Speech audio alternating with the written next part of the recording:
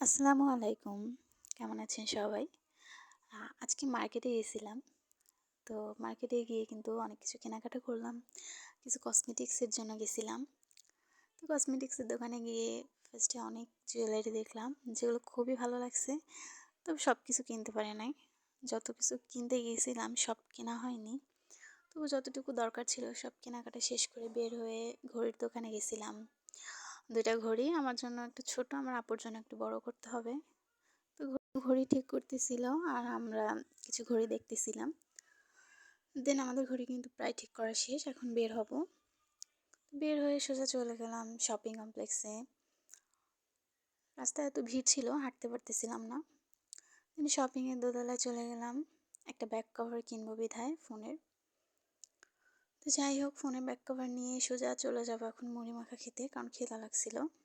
তো মুড়ি মাখা খেয়ে দেখলাম পাশে কিছু ফল ছিল, ভালোই লাগলো।